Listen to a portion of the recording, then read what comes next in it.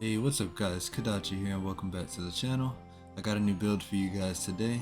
Well, an old build that we've already made a video on, but I wanted to revisit this skill for quite some time, as it is one of my favorite skills in the game. It's going to be an Ember Fusilade cast on Ignite Bloodmage. It is unfortunate that we have to do this on the Bloodmage, as I really do enjoy the mana stacking version a lot more with Archmage, but mana stacking got gutted to the ground this season, so we are left with this. But this is still good too.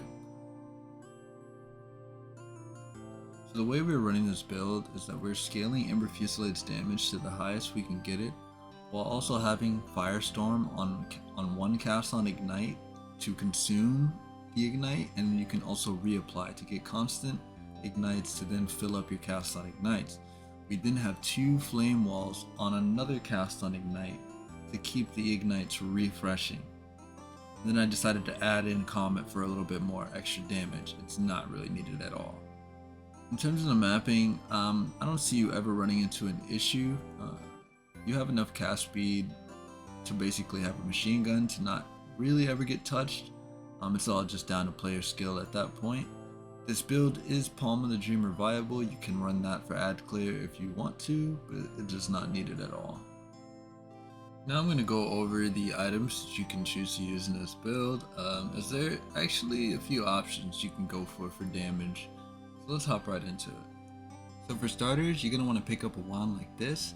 Extra fire damage, highest spell damage you can get, with the highest spell levels you can get, crit chance, and cast speed, which is not necessary, but it is nice. With the Ember Fusilade tech, you want to find the perfect amount of cast speed to keep the loop going. So this ring is usually seen as mandatory for Ember Fusilade. It basically is, for ad clear at least. But if you have the Palm of the Dreamer, that is also another good option that you can go with. If not, definitely pick up the Snake Pit. And you want to run it in your left slot because you always want the Ember Fusillades to fork and hit other enemies. For your second ring, you're just going to want to get a ring with the highest fire damage and max life, and any other reses and attributes you need for the build. For your chest piece, you're going to want as high as ES as possible, highest spirit, with the most res and attributes you need for the build. This helmet is basically mandatory, at least for this version of the build. There's a few other Ember Fusilade variations that don't run Soulless Ips, but I just prefer the double Ember Fusilade tech. Even though WILDSHARDS was nerfed, it still works very well, and I just prefer the 2-button swap of one Ember Fusilade to another. So definitely want to pick one of these up, and I do have a Spirit Corrupt on it. For the amulet, you're just going to want the highest spirit as possible, the highest spell levels, any resistances you need, and you're going to want to anoint cooked. If you don't want the reduced global defenses, you can just anoint Throat Seeker. That is also another good option. For the boots, we want the highest movement speed, ES, and resistances. This is triple res boots. You can go for double res boots and fill the reses elsewhere, but these will cost you quite a penny. For the gloves, we do actually have a few options I like to run, but mainly obviously for the Bloodmage you want the Aziris for the Leech and Crit, since you're going to be doing that all the time. The belt's just going to be the generic triple res belt. You can also go for high max life and maybe life flash recovery. We cannot fit an Ingenuity. I mean, maybe we can, maybe you can, it's up to you. For the life blast, you're just going to want one of those 100% increased effect with taken away from your mana. Since we are converting all our mana to the life cost, these are really good to have, so pick one of these up. I want to go over our charm choices with you guys, because these are kind of like key to the build. Since I don't have any chaos resistance in this variation, you guys can obviously add chaos res wherever you can fit it in, but we're going to go with this unique charm for the chaos res, and the chaos damage taken recouped as life. You won't really notice the recoup, but it's also a little helpful, and also just the chaos res helps. And then we're going to be picking up this one, the Arcali Skipped, for poison immunity. This one's actually pretty noticeable, and it also helps with some life flash recovery, so definitely want to pick one of these up. And then you can get a freeze charm as your last charm, since we're not building in any freeze threshold on the tree. So now I want to go over some extra gear options you can use for the build. Honestly, my favorite one out of all is Tabula Rasa. this is one of the items I've used mainly throughout the entirety of making this build. You don't have to run Tabby. Obviously, defenses, you're cutting a loss. You're probably at around 2k EHP with Tabby on. But if you do decide to run Tabby, these are the jewels you kind of want to be looking out for. This is like super giga damage. I'll show you on the tooltip here. So right now we're at about 180k. And if we equip Tabby, we go up to 247k. So typically you don't have to worry about dying if you're just killing everything via machine gun, and Tabula's just a pretty good option. Another item that could be good for ad clear is going to be Palm of the Dreamer. We covered this in our last video.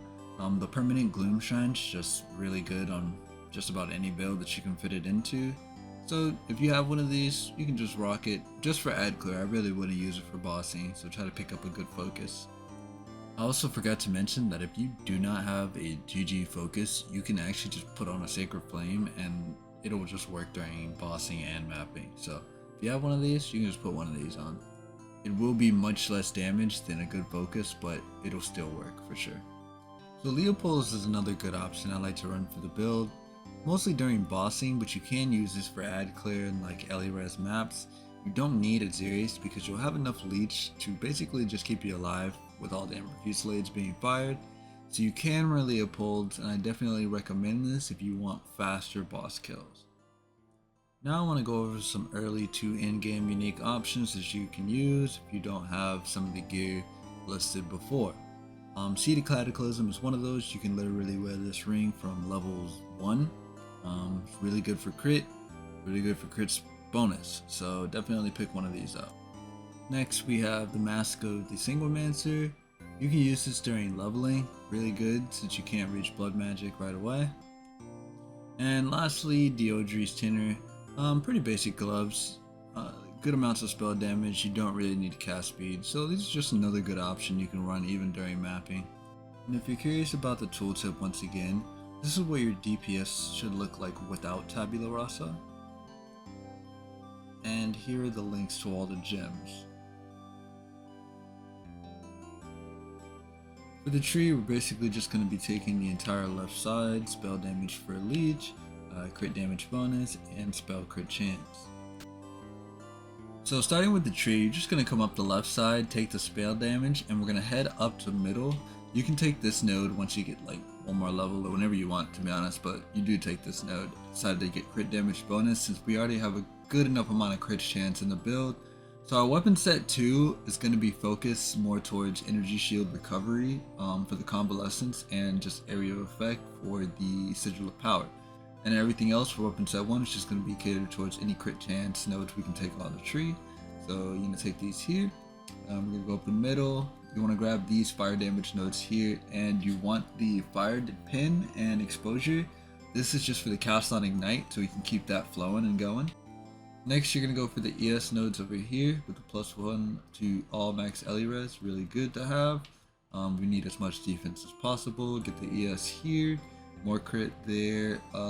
You definitely want to pick up one of these Prism of Belief for Ember Fusilade, super giga damage. We're going to take the damage against ignited enemies, blood magic, so we never have to worry about any mana costs. For this tree here, you don't really need the crit chance. If you get the points for it, definitely take it. I guess a few more levels, but definitely want the crit damage bonus, and you're not affected by the mana cost of skills since you're converting all your mana cost to life. This is really important for reduced effective skill duration. To get Ember Fusilade to feel more like a machine gun, you want to reduce the skill effect duration. And I have a Megalomaniac over here with Forthcoming and Dynamism for the other node up here. You can take both of these with points if you want to, but I'd rather just have the Megalomaniac for one or the other, so you choose. This node here, I have this 10% increase just because I feel like it makes the Ember Fusilade like more stagnant and getting the wild shards to proc. I don't know, I could be wrong, but I felt like it was more consistent wild shard procking by having just a little bit of increased skill effect duration to meet it right in the middle. Next, you're going to want to get one of these time lost diamonds, extra spirit, extra fire damage, a lot of damage can be taken. You can get this, you can get this, you can get this, but I just have these two here. These are the most important ones you want to take. You're gonna get the crit chance here. I traveled all the way over here to get this jewel node, but you don't really need to. Just extra damage. I have a... Where is it? Where is it? Where is it? It is from Nothing Diamond for Resonance, just so you can pick up the crit chance, crit damage, and this node here. The chaos damage doesn't work for our build, but we do want the movement speed. Lastly, I just wanted to show you guys the simple boss rotation. All you guys are going to do is proc your Sigil of Power or your Flammability, whichever order you would like to go in, and you're just going to go back and forth and spamming your Ember Fusilade. You really just want to keep bouncing one at a time, so you just go back in between. Obviously I can't spam it here, but you can proc one, proc the other, and eventually it'll go into like an infinite loop off of the leech, and that really will be it. That being said, I hope you guys enjoyed the video. If you did, please leave a like and subscribe. You guys really showed a lot of love on my last video. That was amazing. I'm just gonna take that and keep pushing out more content for this game down the line. So stay tuned, and I will see you guys in the next one.